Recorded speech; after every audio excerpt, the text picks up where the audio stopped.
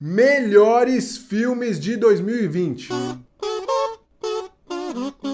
Senhoras e senhores, eu sou Roary Moraes, sejam muito bem-vindos ao meu canal e não repara a bagunça, tá? Ó, já deixa o seu like, se inscreve, balanga o sininho, comenta qualquer coisa aí pra me ajudar a aumentar o engajamento desse vídeo, porque hoje nós teremos uma lista aqui muito especial. Estou falando finalmente da minha lista de melhores filmes de 2020. Antes tarde do que nunca. Eu sei que essa lista tá muito atrasada, não faz o menor sentido eu lançar ela agora, quase acabando o ano já, né? Mas eu tenho algumas desculpas pra fazer isso. Primeiro que eu acho que combina comigo, né? Esse atraso, né? Essa coisa não pontual, acho que tem tudo a ver comigo. Mas também a gente tem que lembrar que estamos em um ano atípico, um ano que começou aí com poucos lançamentos, não tem tantos filmes grandes saindo. A gente teve o Snyder Cut agora, mas são imagens ali de 2017, até os filmes de 2020, né? Muita coisa que saiu em 2020, elas foram filmadas anteriormente, foram filmadas ali em 2019, até antes, né? Então a gente ainda teve um ano bastante movimentado mesmo com a pandemia, o que não tá acontecendo agora em 2021, né? A gente tá sentindo mais a falta desses lançamentos. Por isso eu acho que é válido sim, mesmo com todo esse atraso, a gente relembrar esses grandes filmes que foram lançados nesse passado recente aí, né? Vai que teve algum deles que você deixou passar batido, que você não assistiu, aproveita e já bota aí na tua lista de filmes pra ver. Mas chega de papo, vamos para a lista. Essa é a minha lista com os 20 melhores filmes de 2020. Tudo sem spoiler, então você pode ver a lista aqui tranquilo, pegar aí algumas dicas se você ficar curioso para ver algum filme. E também lembrando que essa lista tem como base o meu gosto pessoal, não é só questão técnica, e sim as experiências que eu tive assistindo a esses filmes. Foi muito difícil montar essa lista, é muito difícil você pegar esses filmes que você gostou e colocar em ordem, até porque tiveram alguns que você viu lá no começo do ano, aí teve outros que estão com a memória mais recente, o negócio tá mais fresco. Eu montando a lista, eu voltei várias vezes, mudei de posição vários, e eu tenho certeza que quando eu assistir esse vídeo depois de editado, eu vou falar, eu não acredito que eu botei tal filme na frente de tal filme. Uma desgraça, mas enfim, o que importa é que eles serão homenageados aqui de qualquer forma. Para que esse vídeo não tenha 4 horas de duração igual ao Snyder Cut, né, eu vou falar da 20ª à 11ª posição de uma forma mais rápida, assim, vai ser quase como uma menção honrosa, e aí, quando entrar no top 10, eu elaboro um pouco mais. Eu tenho certeza que eu não vou conseguir fazer isso, eu tenho certeza que eu vou falar pra caramba e não vai funcionar isso, mas eu vou tentar, prometo. E então bora começar os trabalhos já com a 20ª posição, que vai para o filme Os Miseráveis. Nesse filme nós acompanhamos a tumultuada rotina de um esquadrão anticrime parisiense, que tem que lidar com situações como muita violência, guerra de gangues, corrupção e até o roubo de um leão filhote. Já vi gente dizendo que esse filme aqui é o Cidade de Deus francês. Eu acho que ele não chega nem perto aí da nossa versão, inclusive chupa a França, mas é um filme excelente que tem sim uma vibe bem parecida.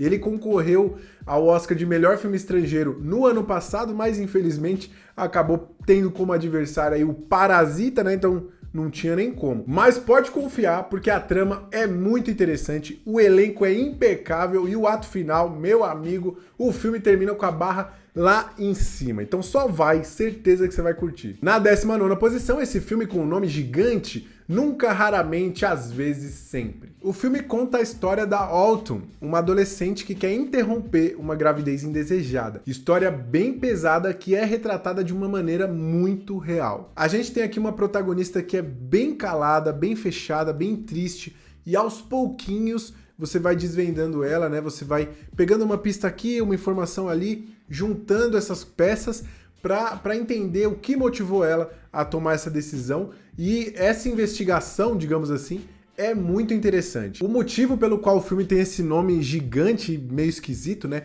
Nunca, Raramente, Às Vezes, Sempre, é genial, velho. Quando você descobre qual é o motivo, você fica... Filme lindo demais, a Sydney Flanagan merecia, tá? Ela tinha espaço nessa lista de melhor atriz do Oscar.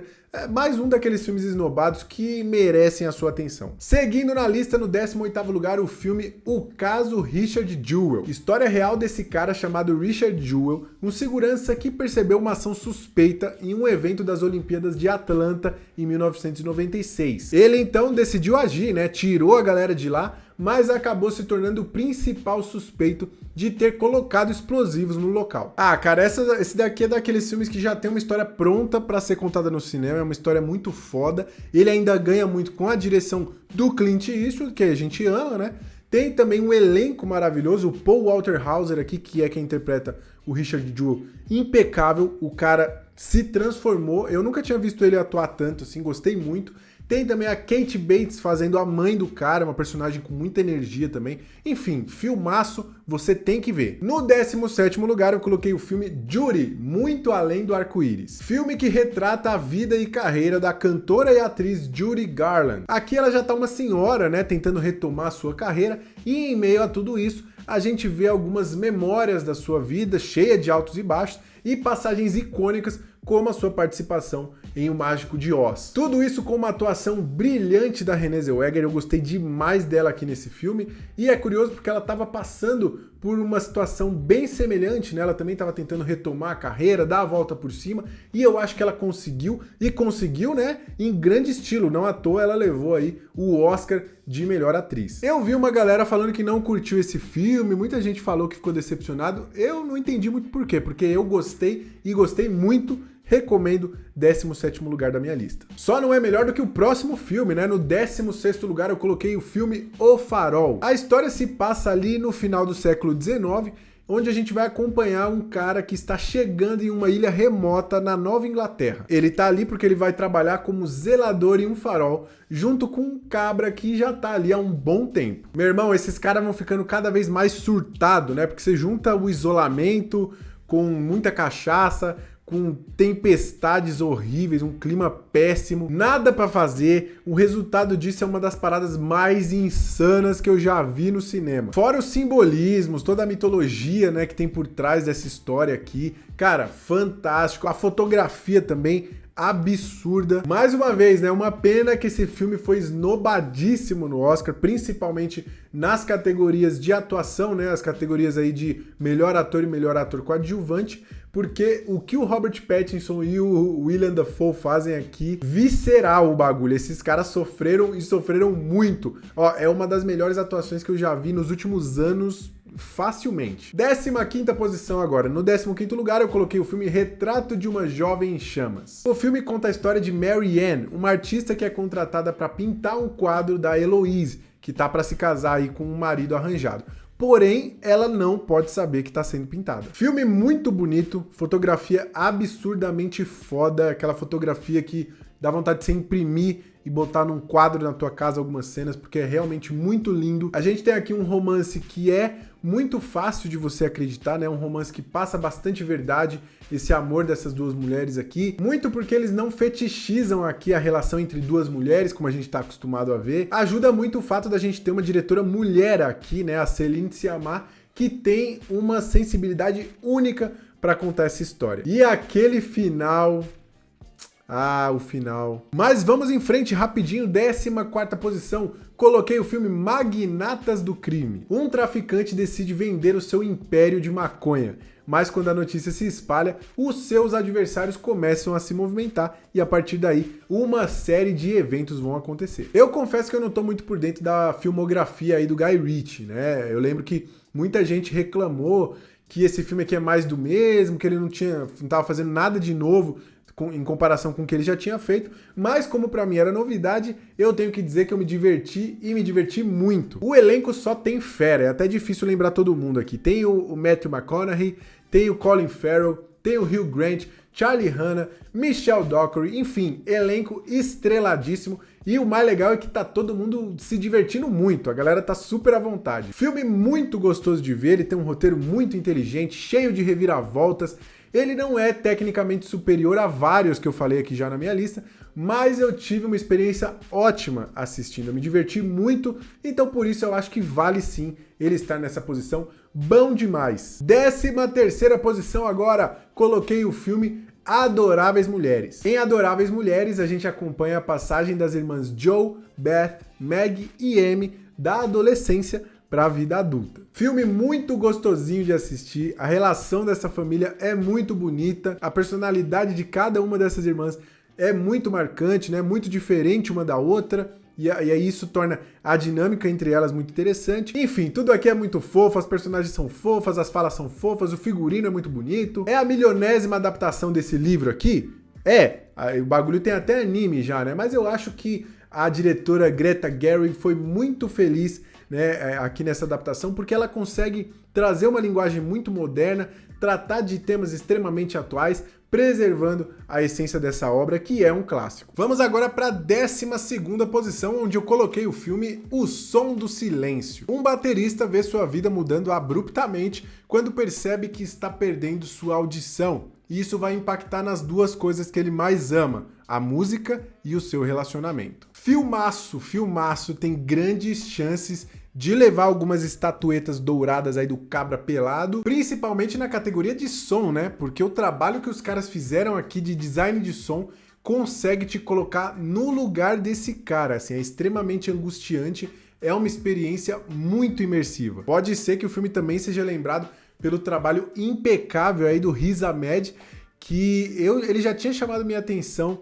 quando eu assisti lá aquela série The Night Of, né, da HBO, porque lá ele também já estava incrível, mas esse aqui eu acho que não é exagero dizer que é o trabalho da vida dele, porque ele arregaçou. Ele também tem chance aí na categoria de ator coadjuvante, mas vou deixar para falar um pouco sobre isso no meu vídeo sobre o Oscar. O que importa é que esse é um filme que consegue dizer muita coisa a partir do silêncio, né? Ele fala sobre mudança, fala sobre você lidar com o novo, sobre você encontrar o seu lugar no mundo, fala sobre solidão, enfim, vale muito a pena assistir. E na 11ª posição eu coloquei o filme O Caminho de Volta. Ben Affleck interpreta Jack, um ex-atleta que era muito bom na época da escola, ele tinha um futuro brilhante pela frente, mas alguns acontecimentos em sua vida acabaram atrapalhando esses planos e deixando o garoto na merda. O Jack é um cara extremamente amargurado, né? Ele é um personagem alcoólatra, que vive do passado, ele não superou algumas questões, e aqui no filme, em dado momento, ele é convidado para se tornar técnico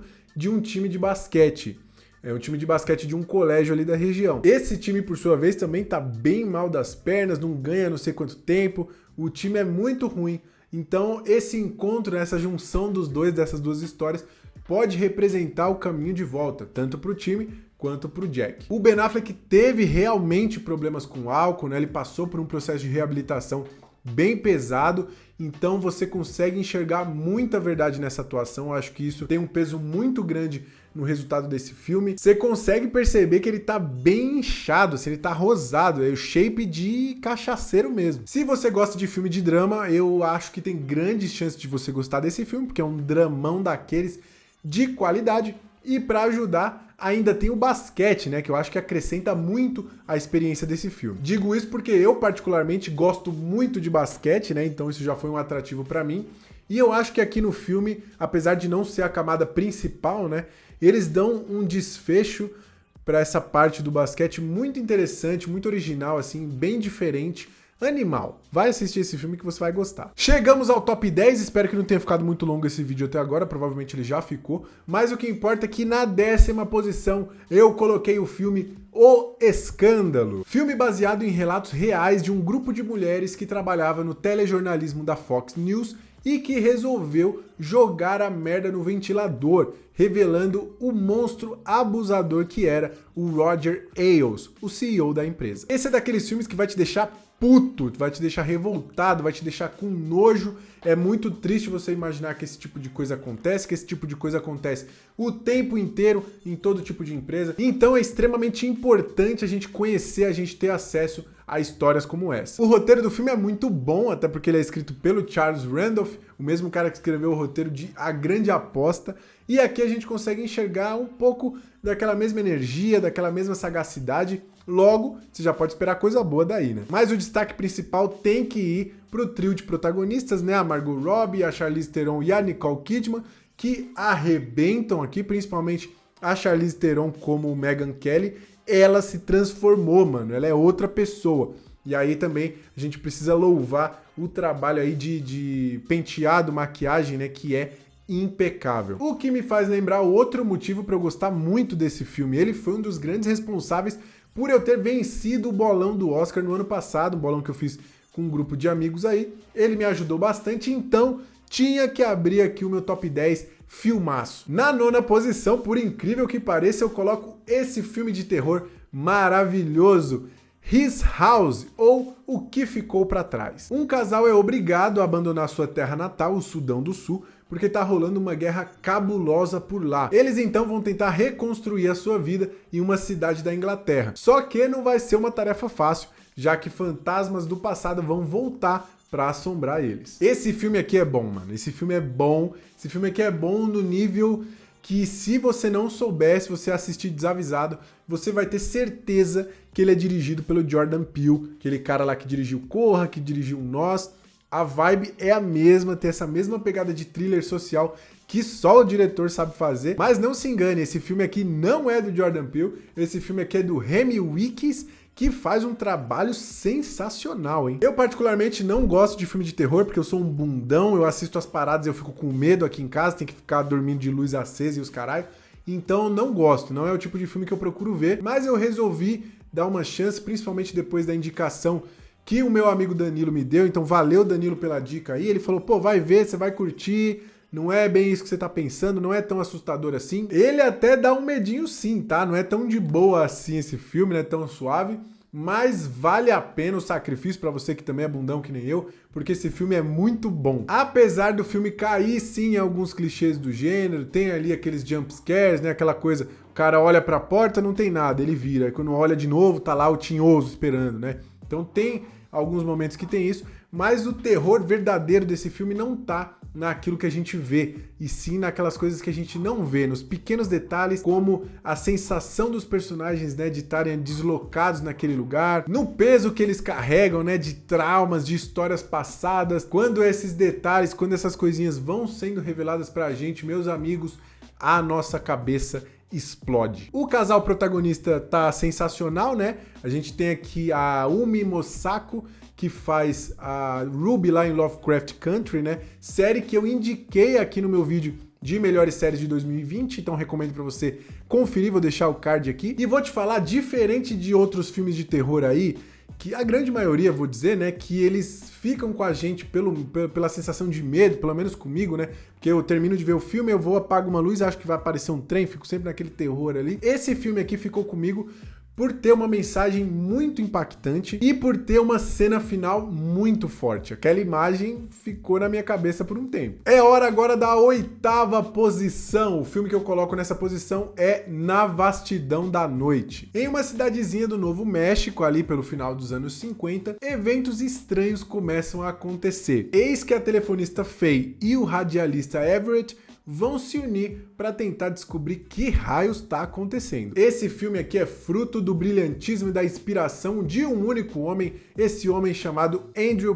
Patterson. O cara não só dirigiu, escreveu, roteirizou, montou, eu acho que ele até maquiou o elenco, esse cara aqui fez tudo. Esse filme teve um custo estimado de $700 mil, mais ou menos, o que é, pro padrão de Hollywood, uma mixaria, né? Ainda mais quando a gente considera aí que é um filme de ficção científica, mas esse filme não faz feio, não. Ele consegue utilizar esse budget reduzido aí de uma maneira muito inteligente, tem algumas sacadas bem geniais que o cara usa para não entregar algumas coisas e também você não perceber essa falta de recurso. E eu tenho que dizer, acho que já é até clichê a essa altura falar isso desse filme, mas ele quebra aquela máxima do cinema, né, de não conte, mostre. Aqui ele faz o contrário, né, ele te mostra muito pouco e brinca muito com essa linguagem de rádio, essa linguagem aí de radionovela. Em alguns momentos a tela chega a ficar toda preta e você escuta só a locução do personagem, fora a tonelada de referências, easter eggs, né, de homenagens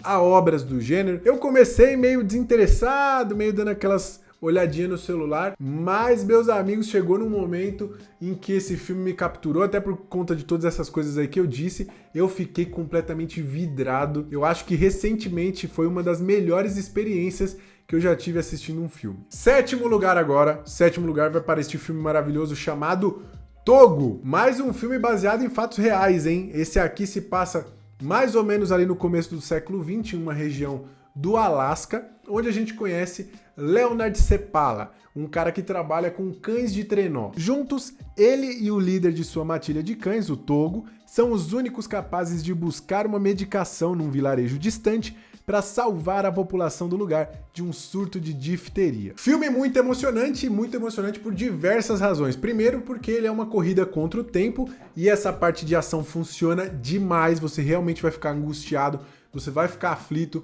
você vai sentir o senso de perigo, né? Você fica sempre com medo pela vida dos nossos personagens aqui. Ao mesmo tempo, ele é muito fofo, né? É muito emocionante a relação do Togo com o seu dono, né, que é retratado aqui desde o Togo filhote, ele que era um filhotinho problemático, todo aquele negócio. Então, não tem como. Filme de cachorro é emocionante. Willem Dafoe, mais uma vez aparecendo aqui, eu sempre falo, né, um dos melhores atores e, ao mesmo tempo, mais subestimados. Eu acho que esse cara merecia aí uma prateleira lotada de prêmios e se ele já tem, ele merece várias outras. Cara, história real, fodástica, daquelas que se não fosse o cinema, a gente muito dificilmente conheceria. Eu mesmo não sabia, não conhecia essa história aqui. É um filme que tem uma pegada que a gente já conhece, né? É uma pegada bem familiar, a gente tá falando de Disney, mas é bem gostosinho de assistir, é uma pérola escondida lá no Disney Plus. Faça valer sua assinatura e assista Togo. Seguindo na lista, sexto lugar vai para A Voz Suprema do Blues. 1927, Ma Rainey, a mãe do blues,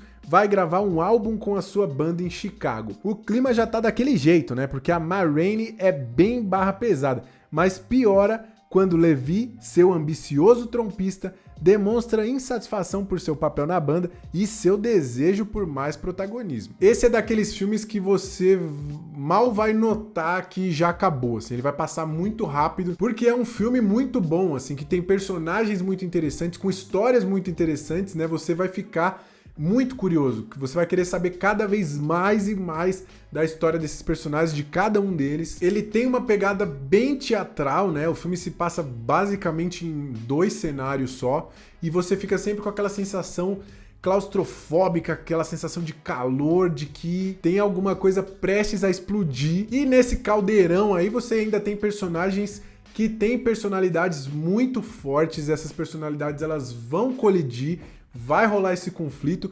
conforme as camadas desses personagens vão sendo reveladas, isso acontece e é maravilhoso poder acompanhar isso. Além de tudo isso, a gente é brindado com atuações brilhantes da Viola Davis, que interpreta aqui a Ma Rainey, e do Chadwick Boseman, que infelizmente já tinha falecido quando o filme estreou, no papel do Levi. Arrisco dizer que essas foram minhas atuações favoritas do ano. Talvez minhas apostas pro Oscar. Será? Você vai ficar sabendo no meu vídeo com o bolão do Oscar que eu vou fazer. Em breve sai aí as minhas apostas para a premiação e eu prometo, eu juro aí para você que eu vou tentar lançar antes do Oscar acontecer. Mas vamos agora para o quinto lugar da lista. No quinto lugar eu coloquei o filme Os Sete de Chicago. Em 1968, uma galera se reuniu em Chicago num protesto pacífico contra a guerra do Vietnã, mas o negócio desandou, deu ruim e 7 pessoas acabaram sendo escolhidas para pagar o pato por essa treta aí. Primeira coisa para falar desse filme é esse elenco estreladíssimo, hein? Todo mundo aqui no filme tá impecável, o elenco tá muito bem e o roteiro é muito inteligente, o roteiro consegue tirar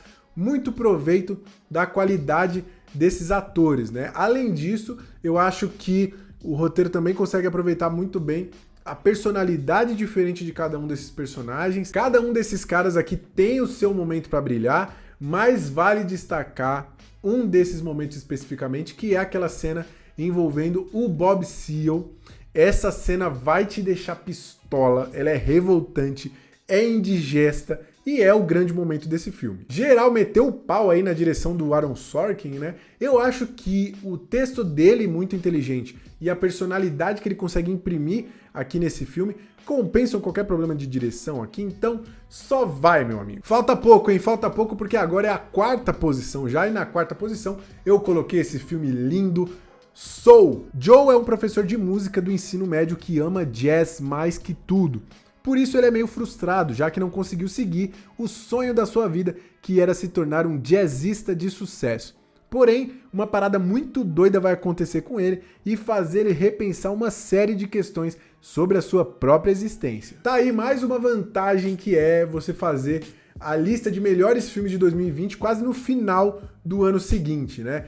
porque teve muita gente que lançou suas respectivas listas aí dos seus canais com os melhores filmes, que não teve a oportunidade de colocar Soul, não teve a oportunidade de assistir antes do Soul, porque ele saiu bem no finalzinho do ano, né? O que é uma pena, né? Porque esse filme aqui, ele é obrigatório, ele não pode ficar de fora de listas como essa. Então estou aqui fazendo uma correção histórica. É impressionante como a Pixar consegue abordar qualquer tema, o tema mais complexo que for, eles conseguem abordar da maneira mais acessível, mais inteligente, mais encantadora possível. Esse é um filme que não importa a fase da vida em que você está. Você pode ser uma criança que está procurando entretenimento ali no filme, você pode ser um adolescente que está começando a pensar o que vai fazer da vida, ou um adulto meio frustrado com a sua profissão atual, talvez uma pessoa já de mais idade, ali um pouco saudosista, não importa. Alguma parada desse filme aqui vai tocar lá no fundo da sua alma, você vai ficar com aquela sensação de caraca,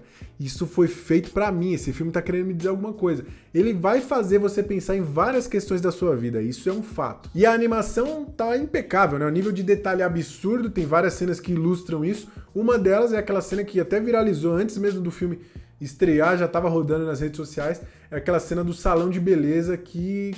Cara, aquilo é uma obra de arte. Pra mim, o mais genial desse filme é como eles conseguem ilustrar, como eles conseguem materializar coisas, conceitos tão abstratos, né? Como o estado de flow, o além, o limbo, é poesia pura. Tem uma coisinha só que eu queria que fosse diferente, eu acho que faltou coragem, esperava em determinado momento que acontecesse uma parada mais corajosa, mas isso é uma expectativa bem pessoal, tá? Isso não atrapalha em nada a experiência com esse filme aqui. Se isso tivesse acontecido, ele estaria mais à frente na minha lista, talvez até no primeiro lugar, não sei, mas de qualquer forma continua sendo um filme incrível, marcante, que tinha que tá aqui nessa lista. Então vai por mim, você pode assistir esse filme aí sem medo, que depois eu quero saber, depois você vem aqui e me conta nos comentários se ele não te fez pensar em uma porrada de coisa sobre a sua vida. Chegamos finalmente ao nosso pódio, medalha de bronze. Eu não sei exatamente quanto tempo já durou esse vídeo, eu acredito que ele ficou bem longo, mas eu sei que você está aí firme e forte. Se você tiver, comenta aí, medalha de bronze, para eu saber que você já chegou até aqui, certo? Porque temos um filme para abrir o pódio aqui sensacional. Estou falando dele, Jojo Rabbit. Em plena Alemanha nazista, um alemãozinho muito simpático acaba descobrindo um segredo terrível. Sua própria mãe está abrigando uma judia no sótão de casa. Por sorte, ele tem seu amigo imaginário para lhe aconselhar. Ninguém mais, ninguém menos que o próprio Hitler. Esse é um daqueles casos de alinhamento dos planetas, né? Porque os caras tinham uma história fantástica, eles tiveram muita coragem para contar essa história, que é um tema bem delicado, né? E eles contarem essa história com esse viés e ainda trouxeram para assinar essa parada o homem perfeito para essa tarefa. Sim, Taika Waititi. Esse filme ele chegou gerando polêmica, né? Porque rolaram alguns casos lá com as primeiras exibições dele em festivais da galera saindo, abandonando a sessão, porque como assim fazer piada com um tema como o nazismo? Só que eu acho que essa galera não entendeu muito bem que o alvo das piadas aqui são os próprios nazistas, né? Que são retratados da forma mais caricata possível, que eles são completamente idiotas. E é aí que tá a graça, né? Até porque, para que serve a comédia, se não para você virar o lado do canhão, a boca do canhão, para aquele que atira? Então é uma abordagem muito diferente de um tema que a gente já tá cansado de ver no cinema, né? Isso já é um ponto positivo para ele. E ele ainda consegue transitar muito bem, com muita leveza, entre vários tons diferentes, né? Ele vai de momentos mais dramáticos, mais pesados, para outros momentos mais engraçados, e aqui a gente tem muitas cenas engraçadas. E o elenco infantil é perfeito, né? A gente tem aqui o Jojo, tem o York, que é o amiguinho dele, também que é muito engraçado.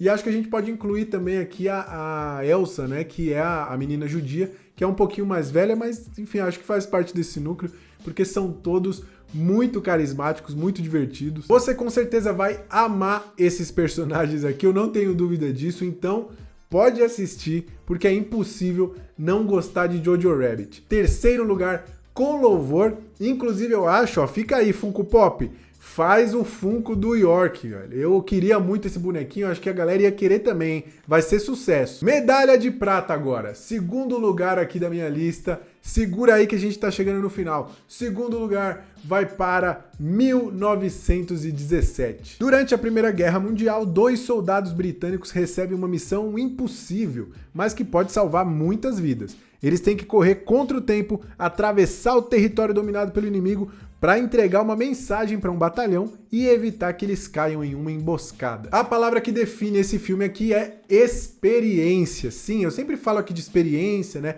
Eu gosto de dar mais valor para a experiência do que só aspectos técnicos em si. Eu tive o privilégio de assistir esse filme aqui no cinema, numa sala com a tela gigante, com um som incrível estourando na tua orelha, passava os tiros, você abaixava assim achando que estava vindo na tua direção. Junta isso com aqueles planos sequências que você ficava, caraca, como é que os caras fizeram essa cena aqui? Foi uma das experiências mais imersivas, mais incríveis que eu já tive assistido a um filme na minha vida. Tudo nesse filme aqui funciona, né? Desde a direção do Sam Mendes, que foi impecável. A gente tem aqui também a fotografia do Roger Deakins, que é uma pintura, e a atuação do George McKay, que, cara, o maluco se lascou muito gravando isso aqui. Foi uma entrega, assim, sem palavras. O cara tá demais.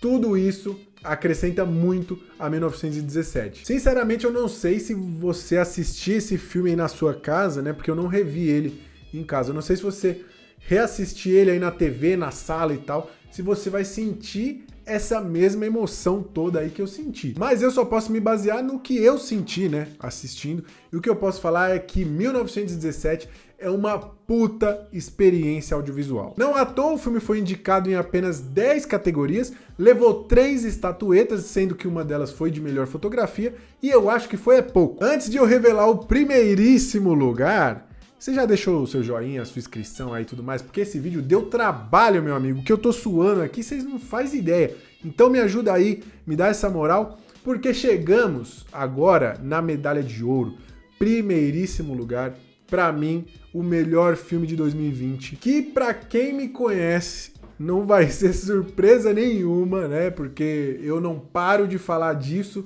faz quase um ano que eu só falo nessa parada.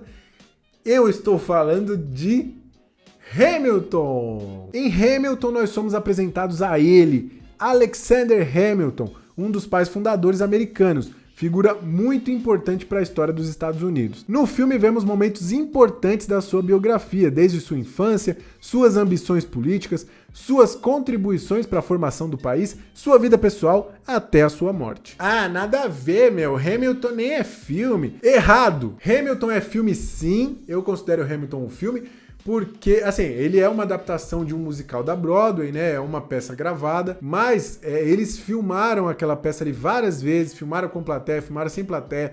Tem todo um processo de montagem, a fotografia é toda adaptada para cinema também, toda a linguagem, né? Que é uma linguagem cinematográfica aqui. Então, por isso, eu considero sim Hamilton um filme. E se a gente levar em consideração que, por mais de uma vez, o próprio Oscar já considerou ali na premiação filmes que eram peças filmadas, então, não sou eu que estou dizendo, é o Oscar. E na boa, mesmo que fosse uma peça, é uma peça, é um musical, não conta, não vale, foi a melhor parada que eu assisti no ano inteiro, assim. Quando eu assisti isso no meio do ano e eu falei, mano, essa parada vai ser o meu número 1 aqui da minha lista, não tem como. Eu acho até que ele entraria numa lista aí de melhores coisas da década, hein, que eu pretendo fazer esse vídeo. Quem sabe um dia sair esse vídeo aí, provavelmente vocês vão ver Hamilton lá, porque, meu amigo, vou te falar, eu fiquei extremamente viciado nisso daqui. Eu me apaixonei por Hamilton desde a primeira vez que eu assisti, de uma maneira inacreditável, assim, eu não consigo parar de ouvir a trilha sonora. Eu virei daquelas pessoas que pregam a palavra de Hamilton, eu quero assistir o tempo inteiro, eu tô toda hora falando, você já assistiu Hamilton? Não, bora assistir. Mano, você tem que assistir aquele negócio. E virou uma maldição na minha vida. Eu fui uma das pessoas que teve aquela retrospectiva do Spotify lá contaminada por Hamilton, porque quando eu fui ver, tinha um monte de coisa de Hamilton lá, de tanto que eu tinha escutado. Eu só falei nisso, ninguém me aguenta mais, minha esposa não me aguenta mais, meus amigos não respondem mais as minhas mensagens. Eu tô preocupado. Eu queria até saber se vocês conhecem algum grupo aí que tem de ajuda para pessoas com dependência em Hamilton. Hamilton é incrível por vários motivos. Um deles é que por trás desse espetáculo nós temos ele, né? A lenda, o mito, o cara que é um gênio, ele tava ali de férias, levou um livro nas férias dele para ler, que era, curiosamente, aí, a biografia do Alexander Hamilton, um puta de um livrão desse tamanho. Ele leu ali e tal, de boa, curtindo na rede, e pensou, opa, isso aqui dá um musical. Mas como todo gênio tem um pouco de loucura, né? Ele decidiu contar a história do Alexander Hamilton através de músicas de hip hop. E não contente, trouxe um monte de atores negros para interpretar figuras históricas famosas lá nos Estados Unidos. Figuras essas que é sabido, já é de conhecimento da galera, eram donas de escravos, eram alguns até defensores da escravidão, lutaram para manter a escravidão, né?